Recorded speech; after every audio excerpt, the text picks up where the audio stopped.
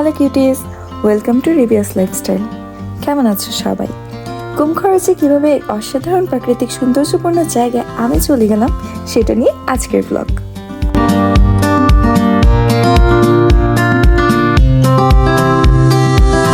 চৌমাথা auto stand থেকে অটোতে যেতে পার পার্সনের লাগে 30 টাকা আর মাহেন্দ্রতে 20 টাকা। আমি যেহেতু অটোতে গিয়েছি আমার 30 টাকা লেগেছে। তোমরা শুধু এটার ভিউটা দেখো, ইটের রাস্তা, একদম গ্রাম্য একটা পরিবেশ। আমার কাছে এই এনভায়রনমেন্টটা এত ভালো লাগতেছিল। এখন তোমরা বলতে পারো যে এখানে এত গ্রাম্য পরিবেশ, এটা আবার নতুন কি? আসলে এটা আমার জন্য নতুন, আমি এই জায়গায় আগে যাই নাই, আর আমি ভাবিও নাই যে ফার্স্টে একটা গ্রাম্য পরিবেশ আমি পাবো, যেটা আমার কাছে অনেক ভালো লাগতেছিল। আর শহরের ব্যস্ততম জায়গায় থেকে থেকে একদম একঘেয়েমি চলে আসে, তখন যদি এরকম গ্রাম্য পরিবেশে হারিয়ে যাওয়া যায় তাহলে আর কি লাগে। নিসর্গ পার্কের টিকিট প্রাইস পড়েছিল 30 টাকা করে। চলো কিউটিস, এবার আমরা একসাথে পার্কের ভিতর থেকে ঘুরে আসি। প্রথমে গেট থেকে একদম সোজা একটা রাস্তা চলে গেছে, তার দুই পাশে সারিতে সারিতে গাছ ভর্তি। তার বাঁ পাশে ছিল একটা পুকুর, আর ডান পাশে ছিল আরও দুটো পুকুর বা অ্যাকোয়ারিয়ামের মতো, যেখানে অনেকগুলো মাছ রাখা ছিল। আনফর্চুনেটলি ওইটার ভিডিও আমার করা হয়নি। এই রোডটা আমার বেস্টুর কাছে এত ভালো লেগেছে যে ও আমাকে বললো তোকে একটা শর্ট ক্লিপস নিয়ে দেই। আর এটা করতে যে স্লো মোশনে ভিডিওটা বানাইছে ও খেয়াল করে না, আমিও খেয়াল করি নাই। জাস্ট তোমাদের ভিউটা দেখানোর জন্য আমি এটা অ্যাড করে নিয়েছি। রোড পার হওয়ার পর একটা ভিতরে আসলে এই বসার জায়গাটা, তারপর এখানে টবিং করা কিছু গাছপালা, ফুল গাছ এরকম লাগানো। তোমার যদি ফটোগ্রাফির শখ থাকে বা নিজের ছবি তুলতে তুমি অনেক বেশি পছন্দ করো, তাহলে অবশ্যই এই জায়গাটা একবার হলেও এসে ঘুরে যাবে, কারণ এই জায়গাটা ছবি তোলার জন্য বেস্ট আমার মনে হয়।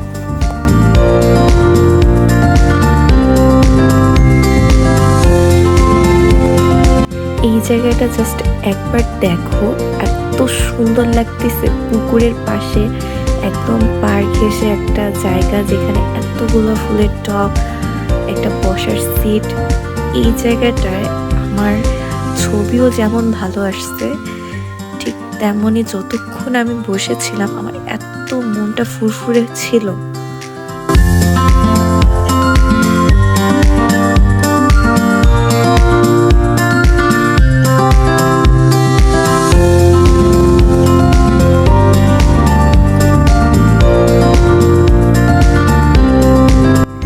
দেখো এখানে আমার মতো একটা কিউট সাইকেল আছে, মানে ওর সাথে আমি দাঁড়াইছি, কিউটনেস ওভারলোড হয়ে গেল না বিষয়টা।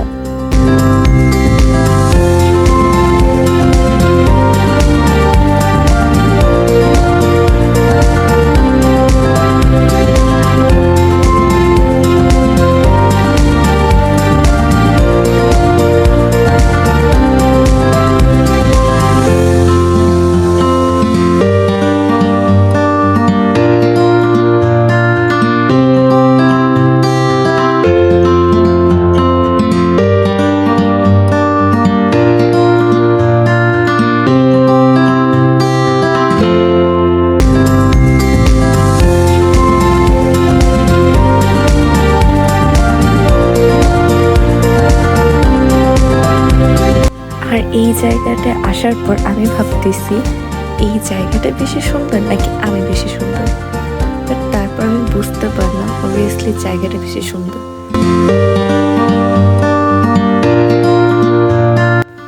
বড় হয়ে যে কি ভুলটাই না করলাম সেটা এখন বুঝতেছি, কারণ ম্যাক্সিমাম অ্যাক্টিভিটিস হলো বাচ্চাদের জন্য। এখানে বড়দের জন্য আসি এই দোলনা, দোল খাওয়ার জন্য, আর বসার জন্য কিছু সিট ছিল ডিজাইন করা, যেমন একটা ছিল তরমুজের, ওটা আমি ভিডিওর ভিতরে দেখাইছি।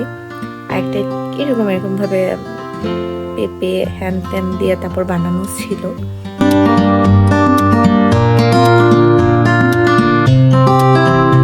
এই জায়গাটা পিকনিক স্পট হিসেবেও ইউজ করা হয়।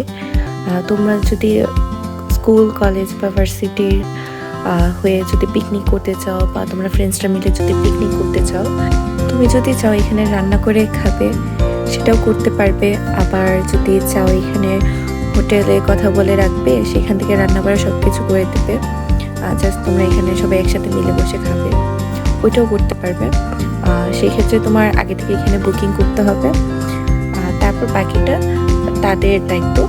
তোমরা শান্তি মতো এখানে একটা সুন্দর দিন কাটাতে পারবে।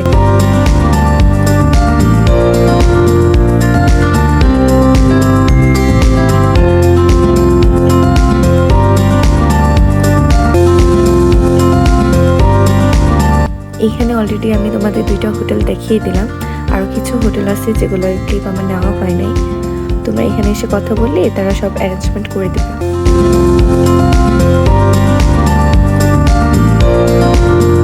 আর এই হলো সেই তরমুজের টেবিল, যেটার কথা আমি আগেই বলছি তোমাদেরকে। এটা এত কিউট, আর এখানে বসার পর নিজেকে একদম বাচ্চা বাচ্চা লাগতেছিল।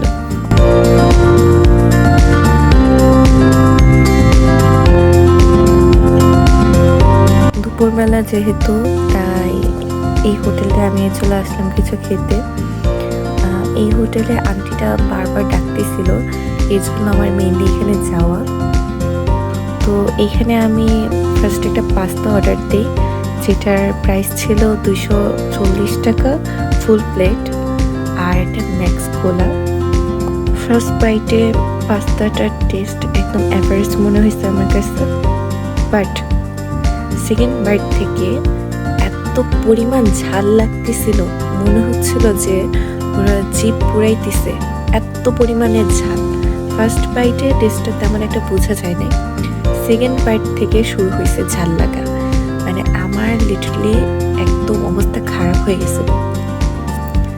আমার কাছে এই জিনিসটা অনেক বাজে লাগছে, বিকজ স্পাইসি লেভেলটা সবার এক থাকে না, সবাই সেম পরিমাণের ঝাল খাইতে পারে না।